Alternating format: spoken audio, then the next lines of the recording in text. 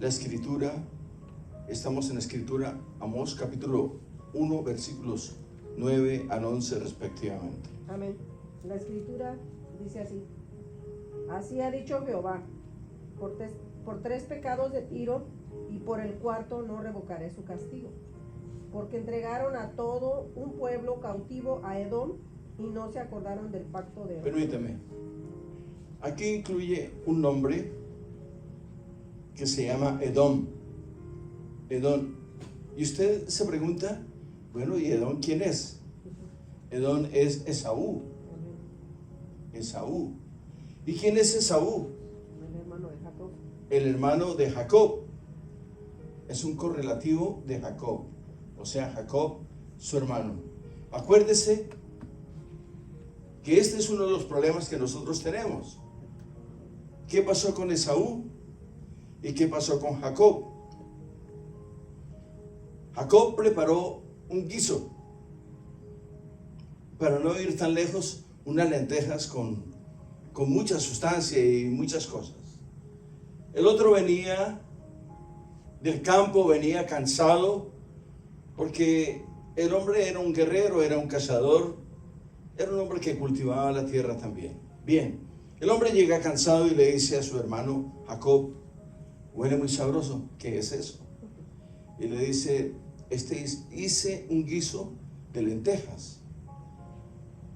No es que las lentejas tengan mala reputación o que sean una maldición, no, cuidado con ello, hermano. Porque los hermanos generalmente le dicen, hermano, ese es un guiso de lentejas. Y acuérdese que Esaú vendió su primogenitura. Bien, entonces Jacob, en un momento determinado, usó este guiso de lentejas y le dijo, ¿y por qué no me vendes tu primogenitura? Y yo te doy un plato de lentejas. Porque de todas formas tú y yo vamos a morir. Entonces le dice, ¿verdad? Yo de todas formas me voy a morir. ¿Y yo para qué quiero la primogenitura? Eso piensa mucha gente. ¿Para qué quiere el honor? ¿Para qué quiere el ministerio? Si yo no soy nada. Yo sencillamente voy a la iglesia, me congrego, ni diezmo, ni ofrendo, ni hago nada, ni canto, ni sirvo, ni toco. Así somos. ¿Para qué? Voy a ocupar un lugar en el espacio en la iglesia. Bien, entonces, ¿sabe qué? Dame el plato de lentejas. Y le dice, pero júrame que tú me das, que yo te doy por la primogenitura que tú tienes, yo te voy a dar este plato de lentejas. Pero acuérdense, ustedes hermanos, que Jacob desde el vientre de su madre ya traía al otro, lo traía de una pierna y no lo soltaba. Y son cosas que en el mundo, en la cosmovisión espiritual, tienen un significado muy poderoso y concreto a la vez. Amén. Pero sigamos. Amén. En el versículo 10 dice, prenderé fuego en el muro de Tiro y consumirá sus palacios.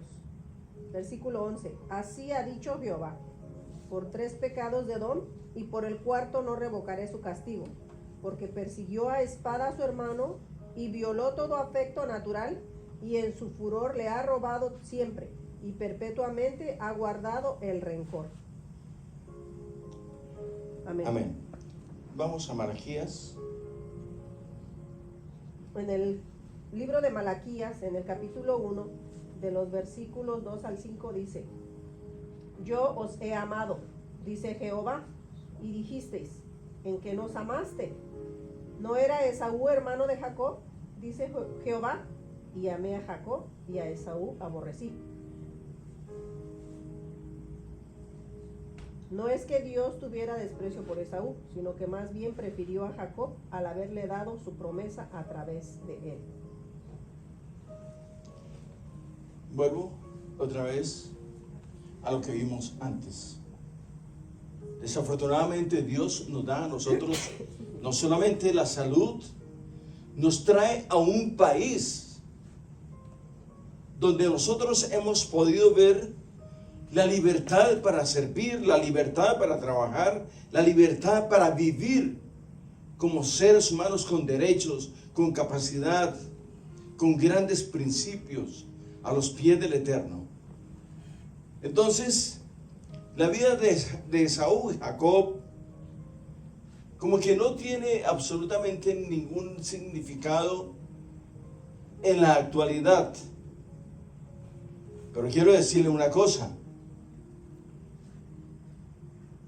Aquí tenemos a Isaac. De Isaac viene Jacob. De Jacob vienen las 12 tribus. De las 12 tribus viene José, que era el menor en ese orden. Dios nos trae a este país. Jacob y sus hijos llegan a Egipto, que era la nación prominente, inminentemente poderosa y con mucha facilidad para vivir. Dios te trae a ti y me trae a mí.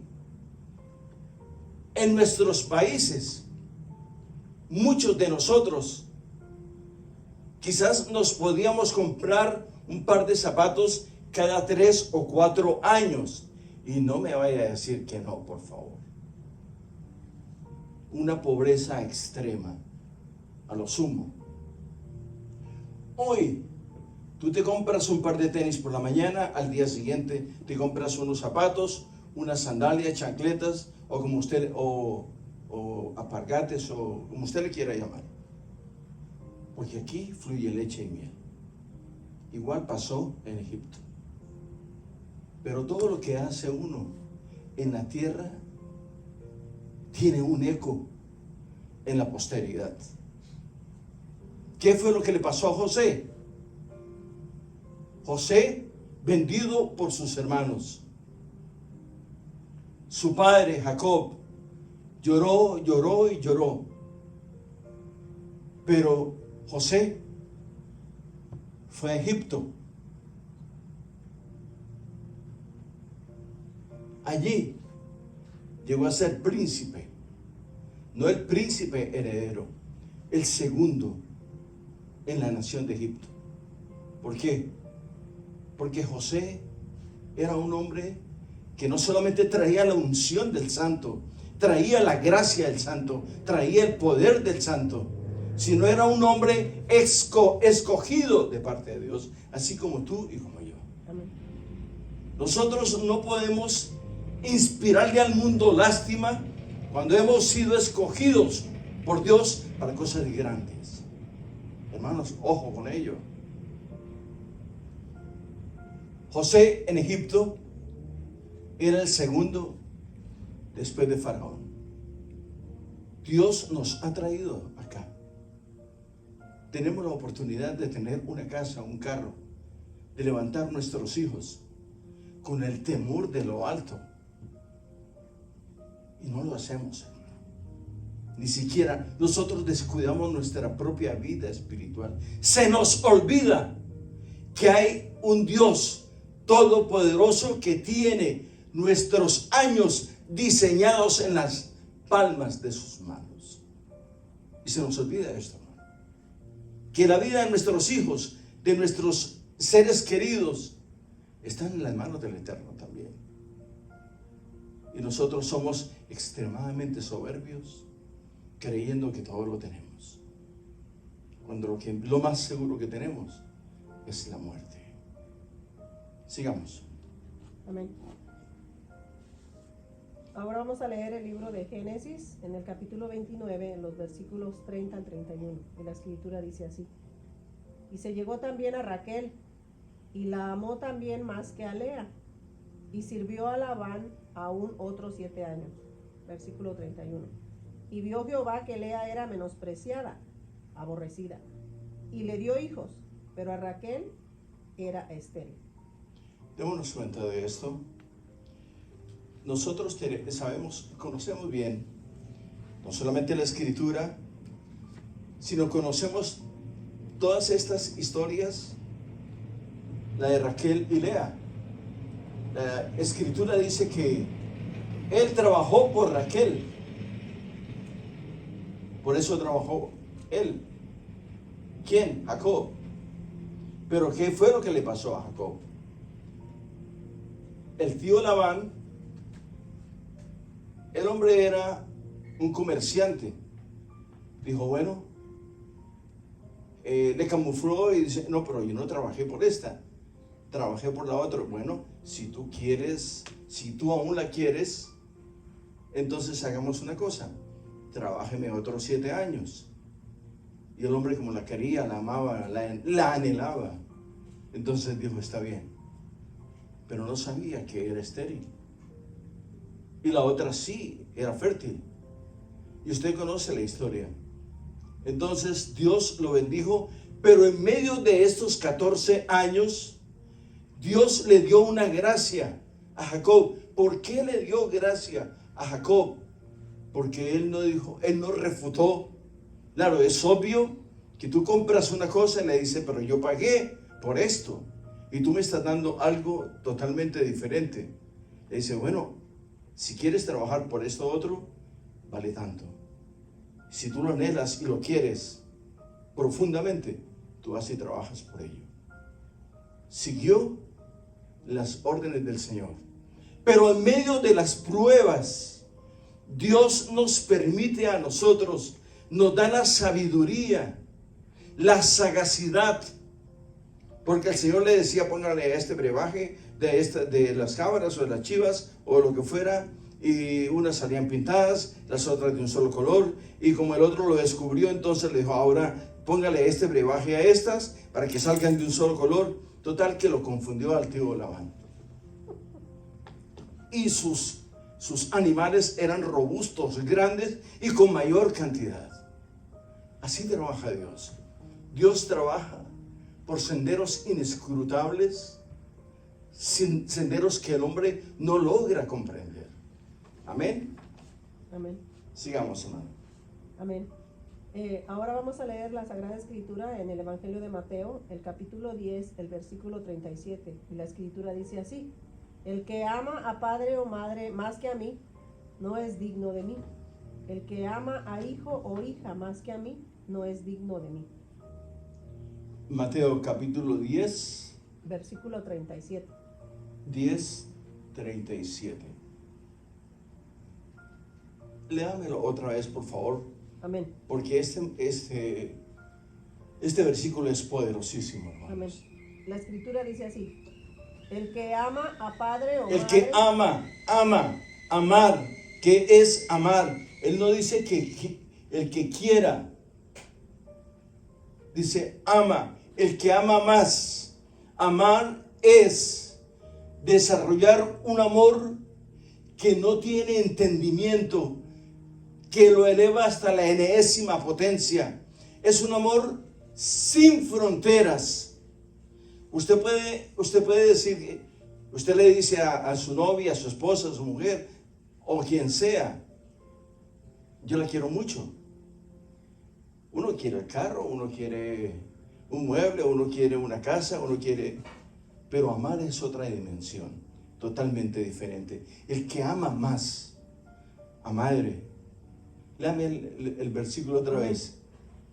La Escritura dice así: el que ama a padre o madre más que a mí. El que ama a padre o madre más que a mí. O sea que si el amor de nosotros es superior, supera el amor de Dios, incluyendo nuestros padres, nuestras madres o nuestros hijos, no somos dignos del Eterno. No somos dignos. ¿Sabe por qué? Porque a Dios se ama y el amor de Él sobrepasa todo entendimiento. Sobrepasa los límites de la mente humana. Es un amor eterno, es un amor que no tiene comienzo, no tiene fin, Desde antes de la creación, el Señor nos amó, nos visualizó ya en la vida. Eso es lo que nosotros no logramos entender. Amén. Gloria a Dios. ¿Dónde dice aborrece, hermana? Siga leyendo, por favor. Ahí. Dice, aborrecer a una familia significa preferir a Dios por encima de ellos, no dejándonos llevar por lo que ellos desean, si esto va en contra de lo que Dios nos pide. No Sí. vas a dejar de orar, leer, asistir a la asamblea por una visita familiar. Permítame, léame otra vez esto, por favor. No vas a dejar de orar, leer, asistir a la asamblea por una visita familiar. No vas a dejar de orar, de leer, de asistir a la iglesia, a la reunión, a las clases que tenemos por una visita de una familia. Al familiar lo tienes hoy, mañana, pasado mañana, todos los días. Pero la misericordia del Señor, ¿hasta cuándo? Honra a padre y madre, pero el que ama más a padre, madre, hijos, esposa o lo que sea, no es digno de él. Ahí está Mateo 10:37. Amén. Mira lo que dice, hermano. No vas a dejar de orar, leer, asistir a las clases, asistir al discipulado, asistir a las clases bíblicas. No podemos, hermano. Está lloviendo, hay mucho calor. Si llueve, se mete debajo de la cobija, y si hace mucho calor, se va para la playa, hermano. Y el Señor sencillamente es un testigo ocular de tus vanos deleites. Dios no es testigo de nosotros. Nosotros somos testigos del poder de Dios. No cambiemos el orden de los factores, porque esto es equivalente a muerte eterna. Por favor, seamos sensatos, sabios, prudentes. No queremos que vengan aquí porque el pastor lo dice, que su propia necesidad de Dios sea la que conduce sus pasos a la casa de oración. Oiga, hermano, no vas a dejar de orar, leer, asistir a la asamblea para una visita familiar, el cumpleaños del perro, porque quieres ir a pasear, a bailar, a tomar o decir malas palabras para darle un gusto a su familiar. Hermano, es que si yo me comporto como cristiano, ya no me vuelven a saludar. Es necesario agradar al Señor antes que a los hombres, porque si nosotros agradamos a los hombres, vamos a recibir recompensa de hombres, y la recompensa de los hombres es muerte. Sí. Amén. Para muchos, seguir a Cristo significa una afrenta a la tradición familiar, a las buenas costumbres, y esto es motivo de descalificación directa. Permítame repetir esto, hermano, me gusta mucho esto.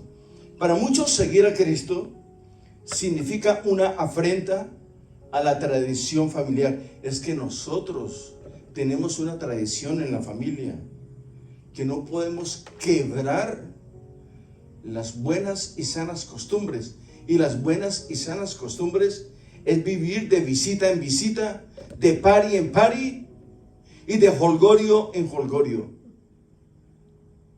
Esas son las costumbres familiares. No, hermano, por favor, seamos sensatos, seamos honestos consigo mismos. Esto es motivo de descalificación directa, ya. Leamos la escritura, por favor. Amén. El Evangelio de Lucas, en el capítulo 14, versículo 26 dice así: si alguno viene a mí y no aborrece y aún también su propia vida, no puede ser mi discípulo. Dígamelo otra vez, por favor.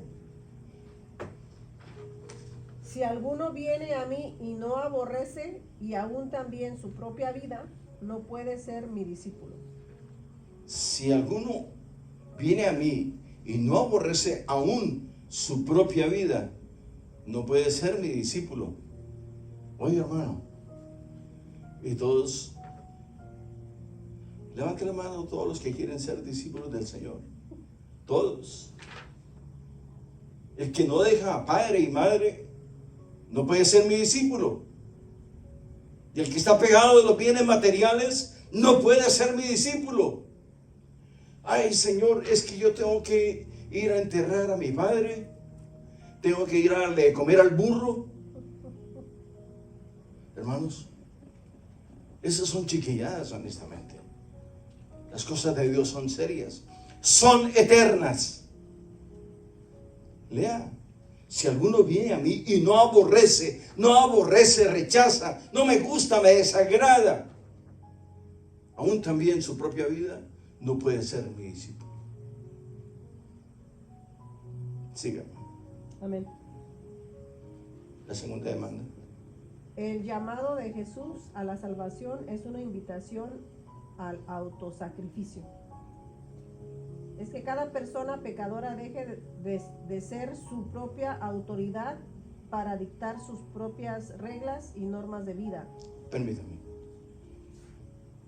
Y quiero aclarar esto porque es importante que lo podamos desglosar. El llamado de Jesús a la salvación es una invitación al autosacrificio. Escuche bien, autosacrificio. Dios no nos está sacrificando. Dios nos deja el manual perfecto, que es las Sagradas Escrituras, donde el hombre puede ver con claridad cuál es la prelación, qué es lo más importante en su vida. Si la palabra del Eterno, o las pasiones, o mis relaciones con el resto del mundo. Sigan. Amén. La segunda demanda que Jesús hace del verdadero discípulo es que incluso debe aborrecer su propia vida para ser su discípulo.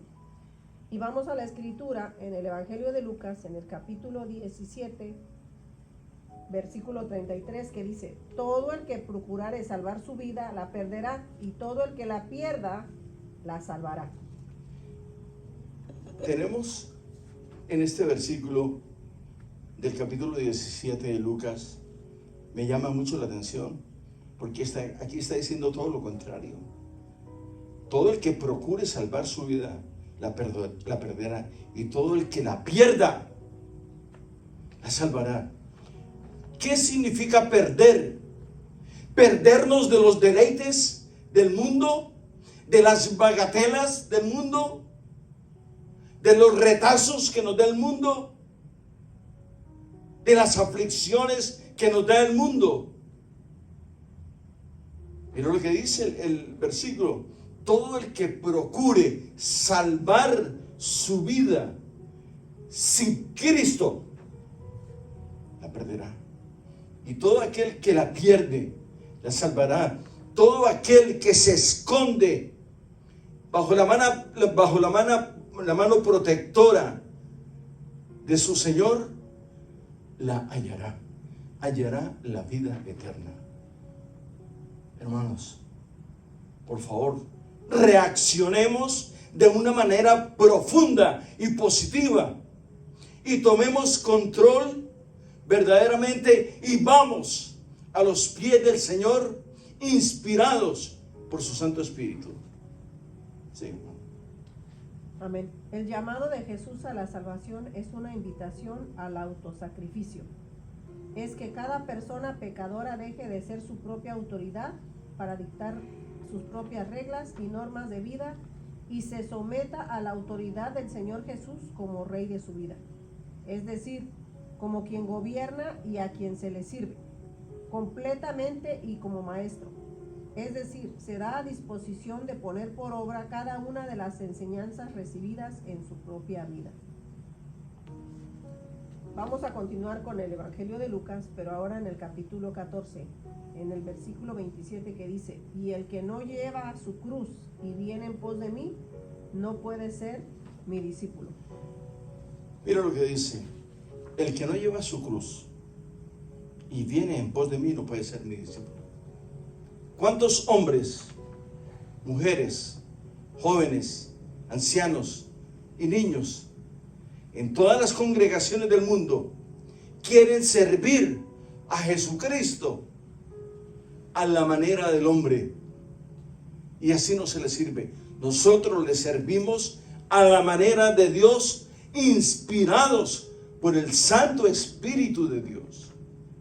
Por eso dice Lucas capítulo 14, versículo 27: y el que no lleva su cruz y viene en pos de mí, no puede ser mi discípulo. Amén. Dios no nos está llamando al doctorado, nos está llamando a ser discípulos de Cristo. Hermanos, no nos equivoquemos, no tergiversemos estas verdades que son tan poderosas y nos inspiran, nos sirven como guía para ir a la vida eterna juntamente con Jesucristo. Gloria a Dios. Amén. Llevar la cruz significa caminar en la senda de Cristo, no ceder a los hábitos mundanos. La cruz no es una debilidad física o angustia mental, sino el camino de oprobio, sufrimiento, soledad e incluso muerte por la causa de Cristo. Ese es el problema que tenemos. Si nosotros no nos negamos a nosotros mismos, no podemos ser discípulos de Cristo. La cruz no es una debilidad. Vemos el caso de los dos ladrones. Hay hermanos que dicen que habían dos ladrones, uno bueno y uno malo. Y si era uno bueno y uno malo, entonces, ¿Por qué estaban crucificados? porque estaban crucificados. Ese es el problema. Si eran ladrones, eran malhechores, eran infractores de la ley y por ende, infractores de la ley del Espíritu. Pero, ¿qué pasó allá en la cruz?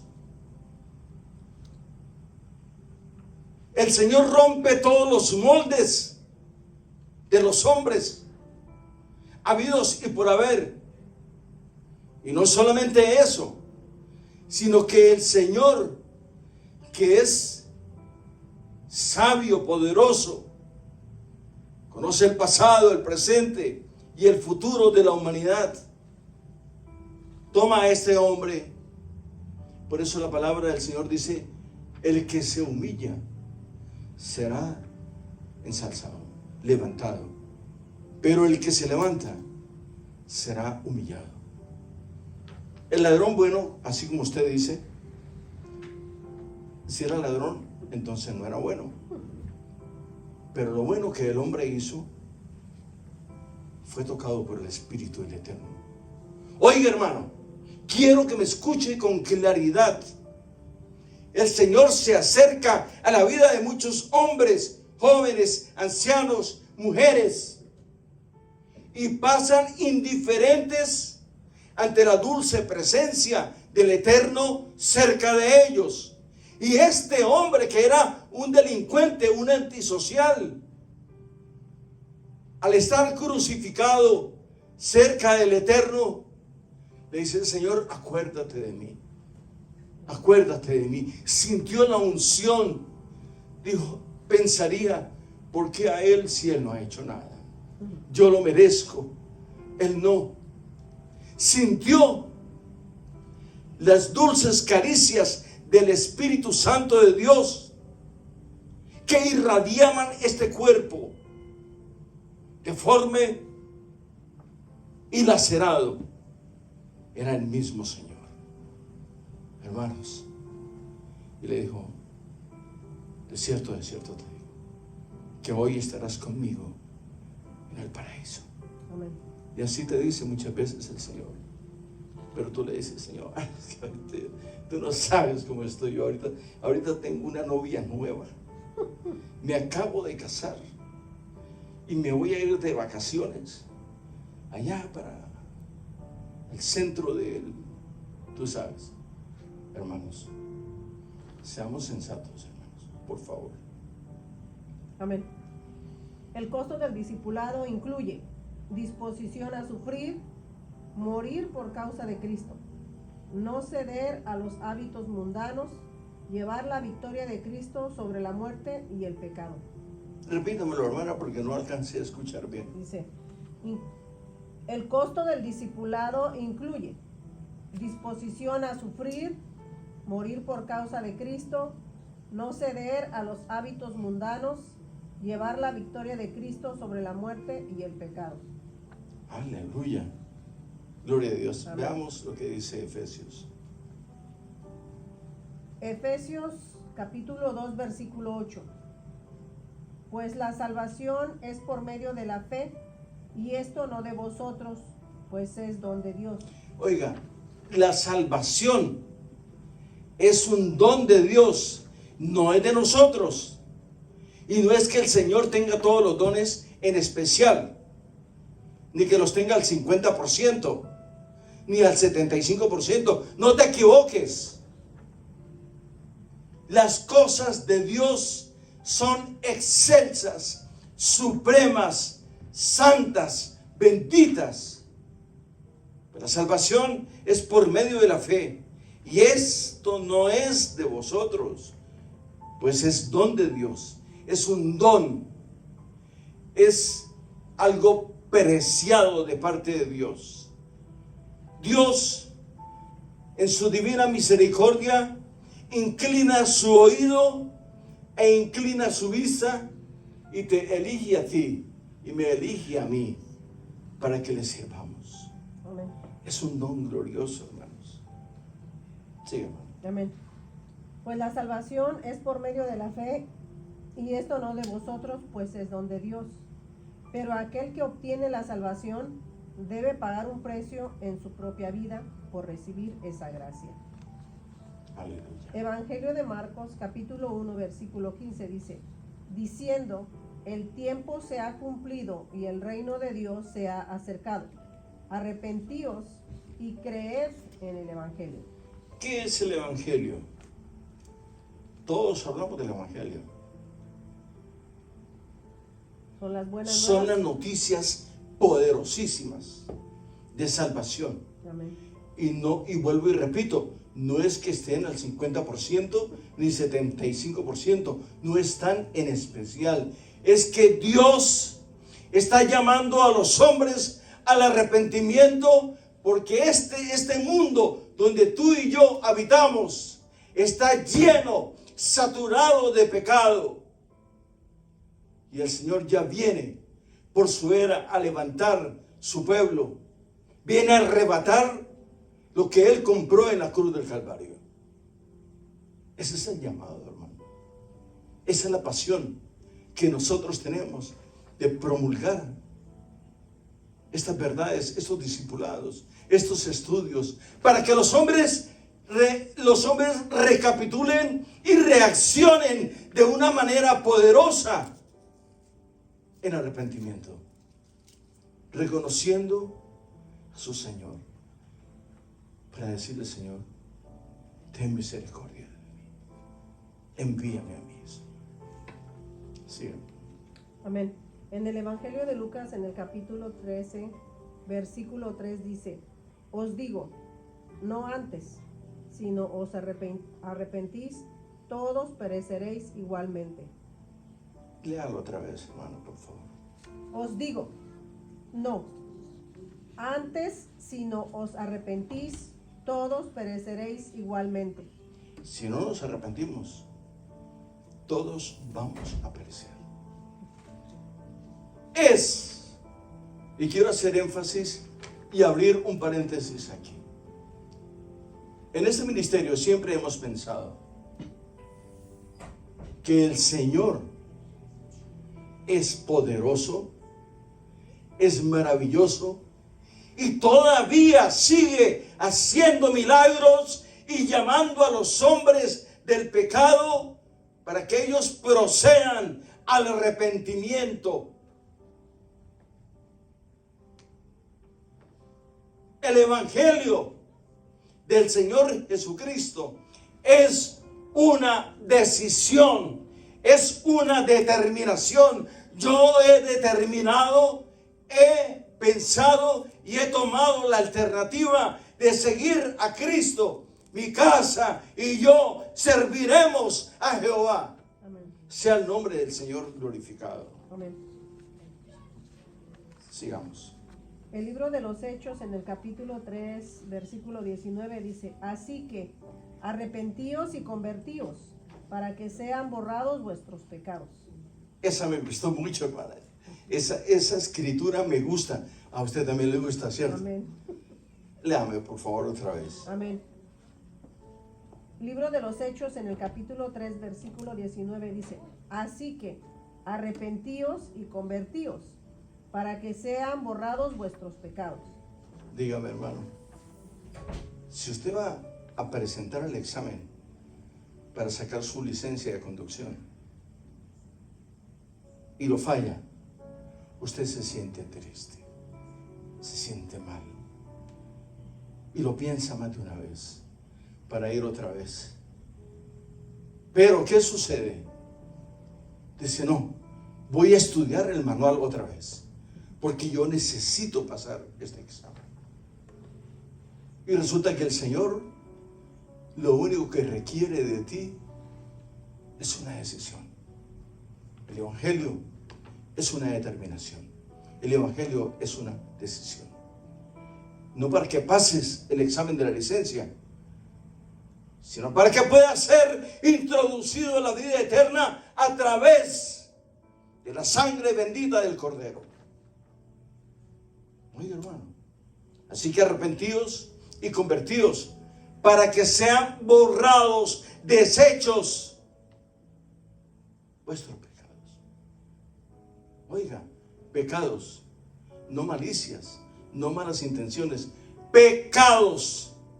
El solo hecho de pensar mal es un pecado. Ay, sí, sí, hermano. Entonces llevemos nuestro espíritu, alma y cuerpo cautivo a la obediencia de Jesucristo, para que de Él sea la preeminencia en nuestras vidas. Y todo lo que hablemos, todo lo que sintamos y todo lo que pensemos sea pasado por el Santo Espíritu de Dios, sea supervisado por Él. Amén. Amén. Sigamos. Es por ello que Jesús, por medio de un par de ejemplos, instaba a las multitudes que le seguían que el costo del discipulado debe considerarse con cuidado y el compromiso que el discípulo desarrolla con Cristo. Evangelio de Lucas, capítulo 14, los versículos del 28 al 30. La escritura dice así: porque ¿quién de vosotros, queriendo edificar una torre, no se sienta primero y calcula los gastos, a ver si tiene lo que necesita para acabarla? Permítame. Mira lo que dice el Evangelio. ¿Quién de nosotros, si quiere llegar a hacer algo bueno, edificante, no se sienta, calcula y hace un examen? Pero nosotros no. Nosotros nos movemos por pasiones desordenadas. Lo que me llama la atención a mí y lo que y donde me lleve la nariz, allá voy. No medito, no pienso. ¿Sabe por qué? Comamos y bebamos, porque mañana moriremos. Esa es la filosofía errónea, obsoleta de la humanidad. Filosofías futuristas. Tranquilo, hermano. Dios no existe. Porque si existiera, no hubiesen niños y ancianos aguantando hambre. Ni aún así la gente se arrepiente y va a los pies de Cristo, viendo la hambruna tan terrible que hay en la humanidad, en el mundo. El agua y los alimentos se están acabando. Más de 8 billones de habitantes tiene este globo terráqueo. La tierra no puede suplir más alimento. Por favor, reaccionemos positivamente. El Señor no solamente viene pronto, Él está presto ya para levantar su pueblo, para arrebatar su pueblo, y después vendrá el juicio. Sigan. Amén. Versículo 29. No sea que después que haya puesto el cimiento y no pueda acabarla, todos los que lo vean comiencen a hacer burla de él. Versículo 30. Diciendo, este hombre comenzó a edificar y no pudo acabar. Sigan. Toda persona debe considerar el costo que cualquier tarea importante le implique en la vida. Permítame. Así como dice la Escritura en los versículos 29 y 30, hace un análisis y nosotros, muchos de nosotros, que llegamos a los pies del Eterno después de los 30 o 40, mira lo que dice: toda persona debe considerar el costo de cualquier tarea importante que le implica en la vida la santidad, la consagración. Hermanos, si hasta para preparar un arroz hay que tener una medida de agua, una de cebolla, una de cebolla, de aceite, y la llama a cierto punto. Ahora imagínense, nosotros vivimos como animalitos, perdónenme la expresión, me está tratando animal, sí, nosotros somos animales racionales, excuse me. Hermanos, Dios nos ama, nos perdona y nos da la oportunidad. Hoy es un día de salvación, es un día de restauración, es un día para tomar una decisión, una determinación que cambie totalmente el curso de mi vida y mi futuro. ¿Dónde iré a pasar mi eternidad? Esa pregunta te la hago a ti. ¿Dónde vas a pasar tu eternidad si sigues así como vas? Primero mi familia, segundo mi familia, tercero mi carro, después mi trabajo, después mis parientes, después los paseos, después las vacaciones. Y si me queda tiempo, voy a la iglesia. Sí, va a ir a la iglesia, pero con los pies adelante, en un cajón, ya cuando no hay oportunidad. Vamos, adelante. Si vas a estudiar la universidad, si te vas a casar, si vas a comprar una casa o auto, o cambiar de trabajo o poner un negocio. Si esas cosas que son temporales, que tienen importancia, conllevan implicaciones, de tal modo que hay que calcular bien el costo. Cuanto más tiene que considerarse el costo de lo que implica ser discípulo de Jesús. Adelante. Este hombre estaba a punto de edificar una torre. No se sabe qué tipo de torre era. Pudo haber sido una de vigilancia para la protección de los enemigos, o quizá una torre de almacenamiento de grano. Para muchos de nosotros hoy en día quizá no es tan importante. Dejamos la obra parada y esperamos a tener más fondos para continuar. Pero en la antigüedad en el Oriente, dejar una construcción sin terminar era motivo de deshonra. Así que dejar la obra solo en el cimiento y sin terminar sería un motivo de vergüenza para la familia. Tenemos conceptos mal fundamentados. Naturalmente son conceptos éticos, claro que sí. Es ético. Hay que terminar lo que uno empieza. Pero cuando Dios nos está llamando, muchas veces, muchos hombres, mujeres, jóvenes, ancianos y niños, el Señor los ha llamado y a los pocos días mueren. A muchos los han llamado el Señor desde jóvenes, desde niños. Les ha dado dones, talentos. Y los han obviado. Nunca le han dado el crédito al Eterno. Porque ellos creen creen en su propia cosecha, en su propia capacidad, en su propio talento, en su propio estudio, porque han sido hombres preparados, universitarios, grandes profesionales, que para ellos no existe Dios. Dios es un mito. No se equivoca, hermano. Solamente le voy a hacer una pregunta. Y no me venga a decir que es que la tierra tiene sus dos movimientos. Dígame, ¿de dónde viene el aire y para dónde va? ¿Quién es el que mueve las aguas? ¿El viento de dónde viene? ¿Quién sopla? ¿Por qué crecen las plantas? Porque es un proceso, es obvio. Pero ¿quién lo hizo? ¿Quién mueve las aguas? ¿Por qué el mar tiene vida?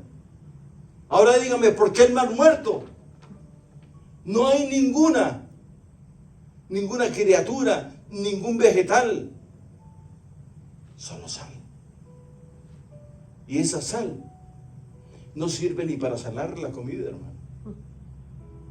Pero si usted va a Israel, toda la gente se quiere meter al mar muerto, porque quieren sentir las aguas saludables del mar muerto, hermano.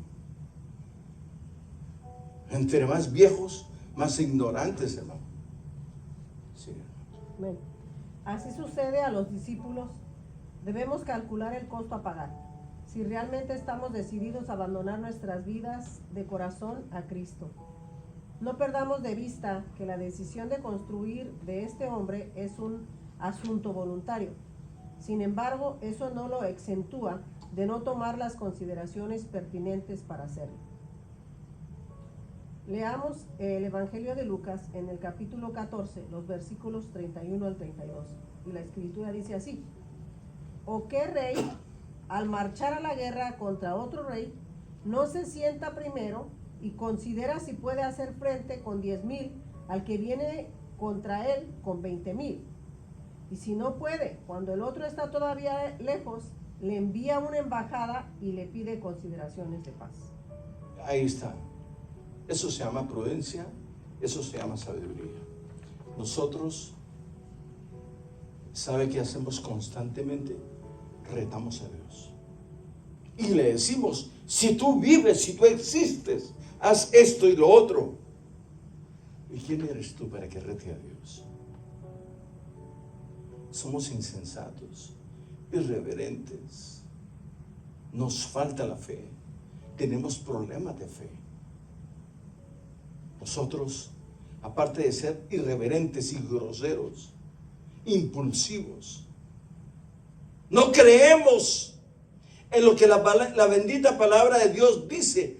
Dios dejó su pensamiento sobre la tierra fácil al acceso de los hombres. Dejó las sagradas escrituras, su palabra viva, que cuando tú lees tienes acceso a las sagradas escrituras. Tú sientes que el Señor está escudriñando tu mente y tu corazón, que es Dios hablándote. Pero en cambio de sentir regocijo, sentimos temor y miedo. ¿Por qué? Porque le hemos fallado, hemos negado al Eterno. Aleluya. Siga, hermano. Amén. En este segundo caso, a diferencia del primero, es involuntario. Es decir, este rey no podía detener al otro rey que venía contra él con los 20,000 hombres, pero sí tenía la capacidad de evaluar su ejército si era lo suficientemente poderoso para hacer frente a esos 20,000 hombres. Un hombre sensato pensó que sería un suicidio para él y para los suyos lanzarse a una guerra que no puede ganar. Por lo tanto, si sabe que no puede ganar, firme condiciones de paz para su bien y para los suyos. Ahí está. Ahí está. Muchas veces el Señor pasa por tu casa, toca tu puerta, envía un emisario, envía una mujer, un joven, o una joven, o una señora, o un señor, y les habla del Evangelio. Es, qué pena, pero es que ahorita tengo que salir. Mi mami no está, mi papá no está, y mi papá está enfermo, mi mamá está en el trabajo. Sacamos las 1001 excusas cuando es el Señor tocando la puerta de nuestro hogar y de nuestro corazón. Mira lo que dice: si me voy a la guerra y me doy cuenta que el enemigo me triplica en capacidad los soldados que yo tengo, lo mejor no es que te vas a aliar con el diablo, no, es que vas a usar la sabiduría, vas a ser prudente y decir: lo siento, no quiero tener enemistad contigo, porque tengo que proteger los míos. ¿Sabe por qué? Porque ese general, ese Dios todopoderoso, ese ejército del cielo, deshace todos los argumentos que tengamos nosotros. Y a nosotros nos da miedo. Nos da miedo ver la realidad, la cruda y cruenta realidad de nuestras vidas y de nuestras familias. Hermanos, sí.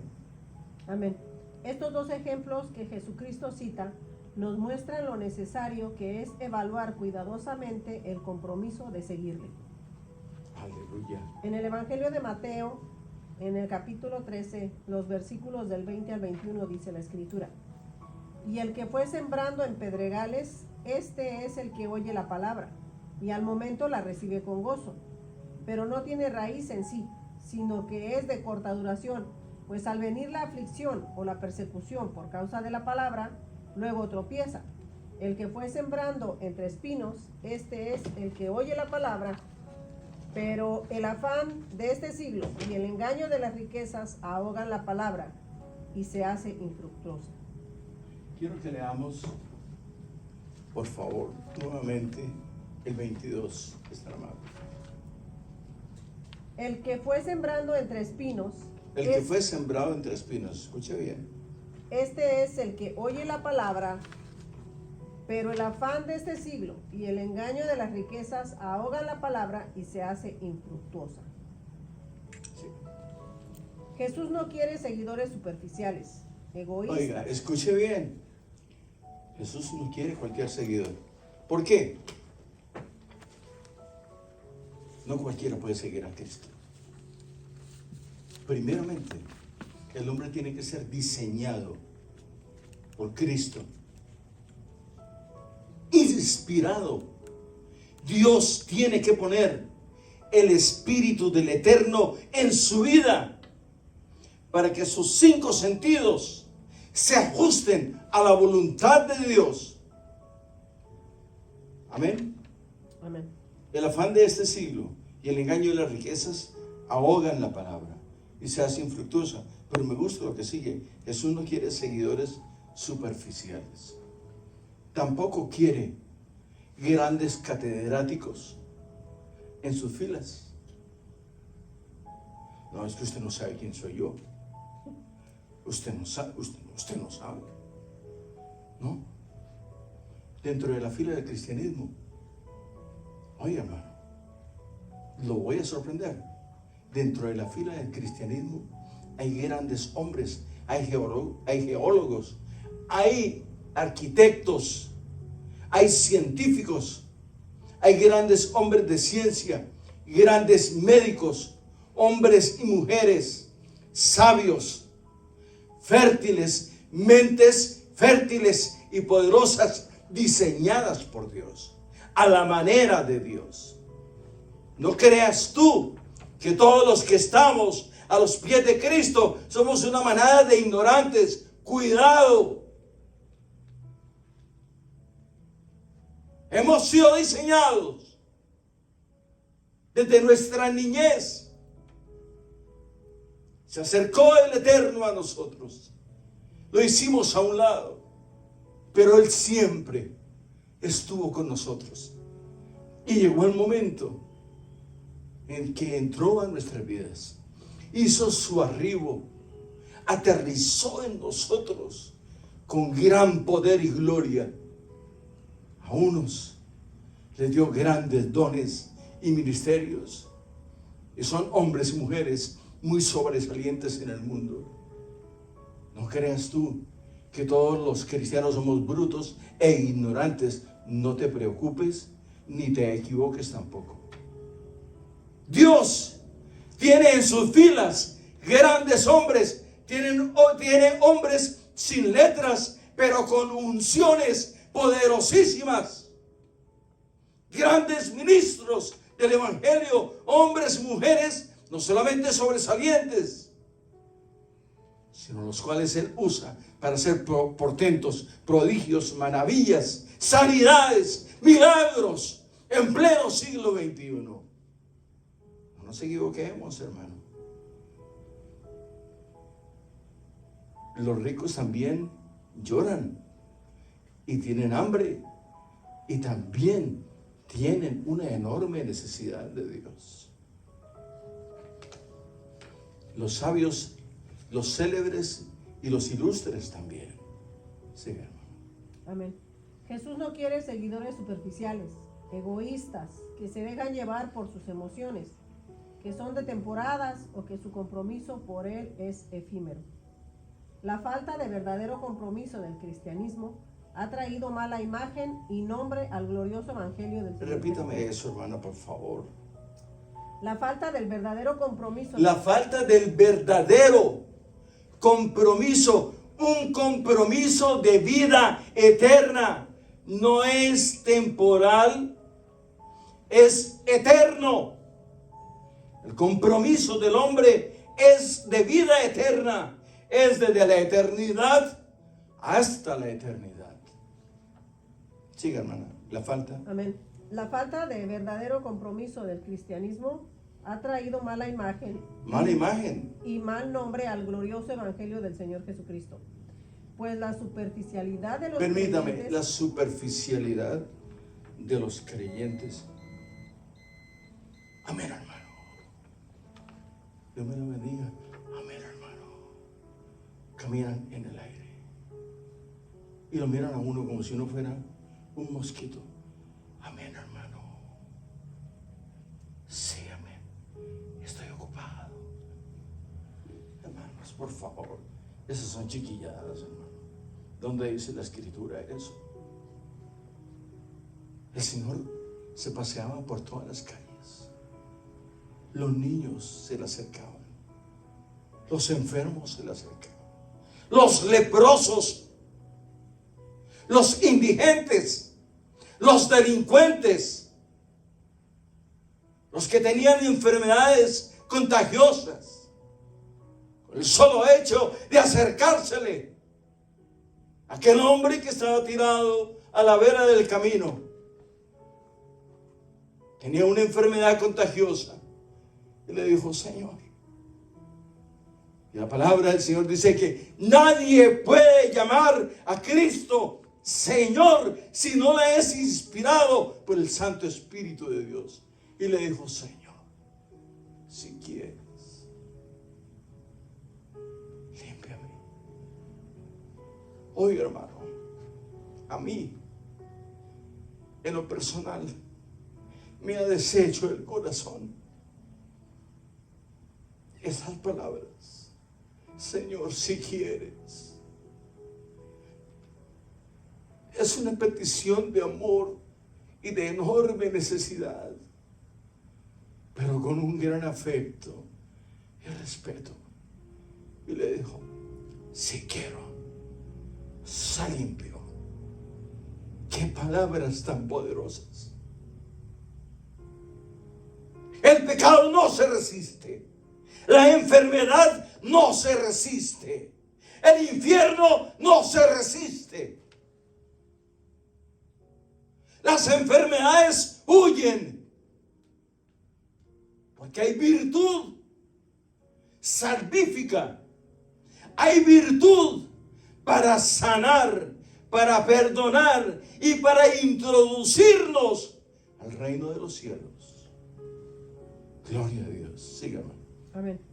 Pues la superficialidad de los creyentes les hace ser respetados, pero no incómodos.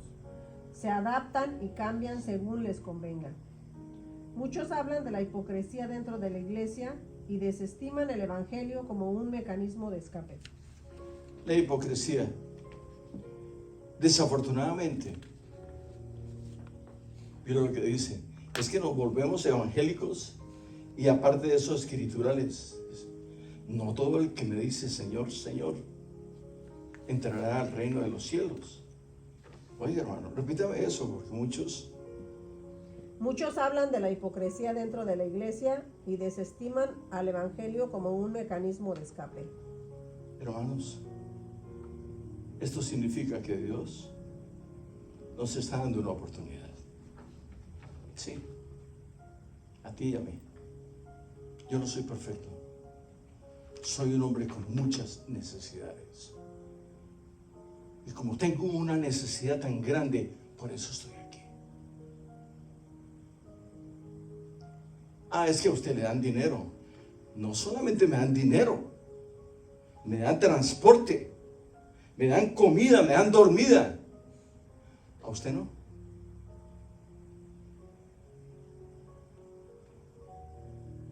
Repítame eso, hermano, por favor, que me gustó mucho eso. Muchos hablan de la hipocresía dentro de la iglesia y desestiman al evangelio como un mecanismo de escape. A todos los evangélicos nos dicen que somos egoístas, interesados. ¿Y qué más dicen? Y que somos hipócritas. Disculpe.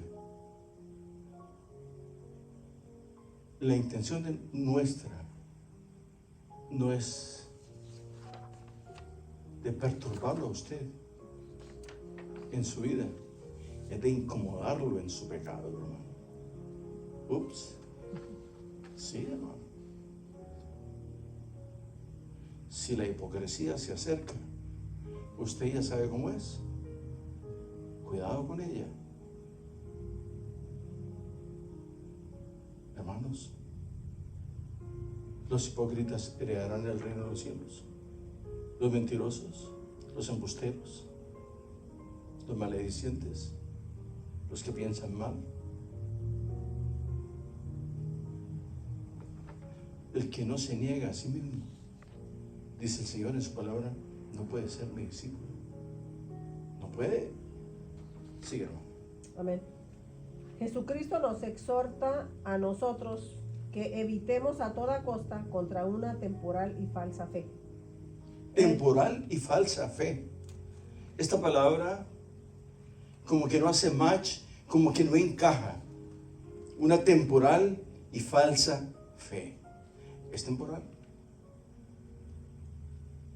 Él nos exige un verdadero arrepentimiento si en realidad determinamos tener un verdadero compromiso para con Él. Sigue, hermano. Amén. Él nos exige un verdadero arrepentimiento si en realidad determinamos tener un verdadero compromiso para con Él. Evangelio de Lucas, capítulo 14, los versículos del 33 al 35, dice la Escritura.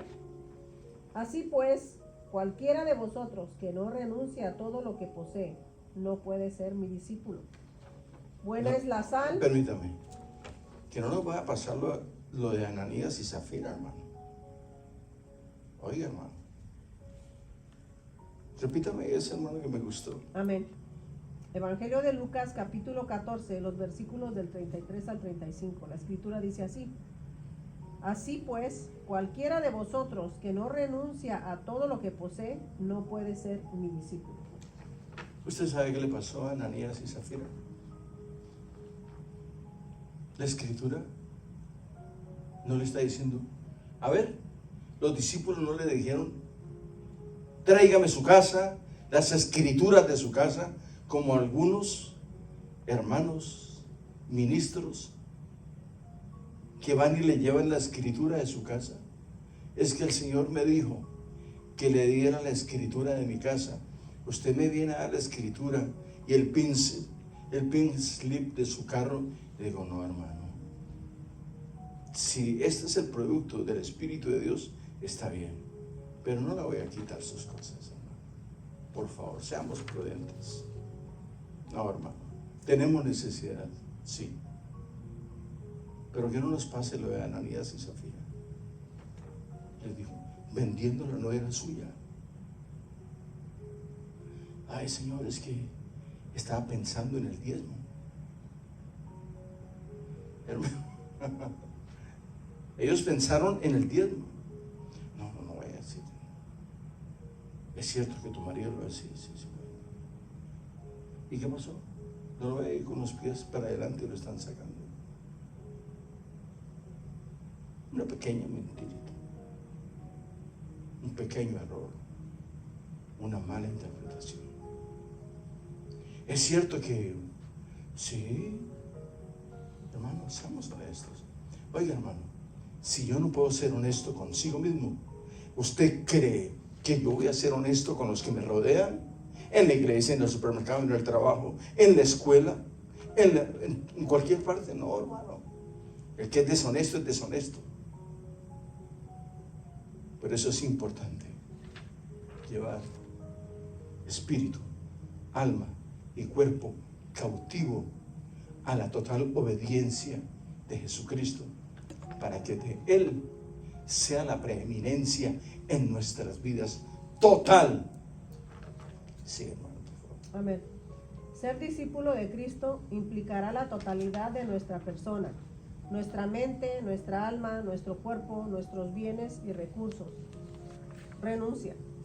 Renunciar, apartarse, despedirse. Jesús no está hablando de socialismo, ni porque nos desprendamos de todo lo que tenemos y vivamos en la pobreza. Lo que Él está recordándonos es que somos mayordomos, que todo lo que somos y tenemos nos ha sido dado por Él, que todo es suyo y que nada es nuestro. El Señor Jesús quiere que quienes son sus seguidores piensen las implicaciones y el costo que esto conlleva. Pero también Él quiere que quienes vienen a Él por primera vez sepan lo que implica seguirle. No es que desanime, simplemente quiere que estemos advertidos, sabiendo que lo que podemos perder, pero teniendo en cuenta también lo que ganamos con Él. Continuamos con la escritura en el Evangelio de Lucas, en el capítulo 14, los versículos 34 y 35, que dicen: Buena es la sal, mas si la sal se hiciere insípida, ¿con qué se sazonará? Ni para la tierra ni para el muladar es útil. La arrojan fuera. El que tiene oídos para oír, oiga. Parecería a primera vista que estos dos textos están desconectados de los versos anteriores, pero el Señor hace una conexión perfecta con estos versículos. Hasta antes de la invención del refrigerador, la sal era usada como un conservador de los alimentos. Una de las propiedades que la sal tiene es que ésta no se degrada, pues si eso pasara, perdería todas sus propiedades de conservación. Permítame. El Señor dice en su palabra que nosotros, como su pueblo, somos la sal de la tierra, y somos la luz del mundo. Donde usted llega, donde usted deposita la planta de sus pies, donde usted empieza a hablar, tiene que sazonar con la vida eterna el ambiente. Amén. ¿Sabe por qué? Porque sus palabras se constituyen en medicina para los huesos de los hombres, medicina para el alma de los hombres. Somos la gracia, somos el sabor de esta tierra llena de enormes necesidades. Donde tú estás caminando, cuando tú haces tu arribo, tu entrada o tu llegada a cualquier lugar, la gente tiene que saber quién eres tú. Que hay algo en ti. Que tu calidad humana supera los estándares del presente. Hermanos, ese es el cristianismo. Ese es el hombre y la mujer guiados por el Santo Espíritu del Eterno. Somos la sal de la tierra. Sazonamos el ambiente espiritual. Nuestras palabras sazonan y nuestra presencia alumbra donde estamos. No por nuestra santidad, sino por lo que a quien representamos nosotros. Al Eterno. Sigue. Amén. Pero la sal de aquellos tiempos era extraída del mar muerto y en ocasiones estaba contaminada por yeso. Y si no se procesaba correctamente, podía contaminarse y perder sus propiedades y su sabor. Si la sal llegaba a ese punto, era totalmente inservible. No podía ser usada en la tierra, ni tampoco podría ser usada como fertilizante. Solo podría ser usada para mantener el camino limpio de vegetación o ser tirada a la basura. Esto nos enseña que Jesús no quiere discípulos temporales, sino aquellos que se comprometan con la verdad, con una vida de amor, lealtad, servicio con Él. Si hemos aceptado el llamado de Cristo a la salvación y al discipulado, permanezcamos fieles a ello. Oremos por gracia de Dios para preservar y no retroceder. Es cierto que nuestro compromiso no es perfecto, que ha tenido por momentos dudas, por problemas familiares, por presiones por parte de la familia o alguien más, por el egoísmo que aflora en nosotros, quizá por el amor a las cosas materiales, porque sentimos que no tenemos la fuerza suficiente para llegar a la meta final. Pero el hecho que hayamos tropezado no invalida si la dirección de nuestro corazón es correcta. El Señor aún puede perdonar nuestras torpezas y puede redirigirnos hacia Él en la dirección correcta. Dios no quiere que nos contaminemos con la frivolidad del mundo, porque eso nos hará inútiles para Él. Él quiere que atendamos el mensaje, que lo atendamos y que lo aceptemos. Gloria a Dios. Amén. Hermanos, hemos tenido un tiempo muy bonito y le agradezco a los hermanos que nos apoyan en las redes sociales y que están pendientes de este estudio del día jueves. Esperamos que sea de una enorme bendición y que este estudio, este pequeño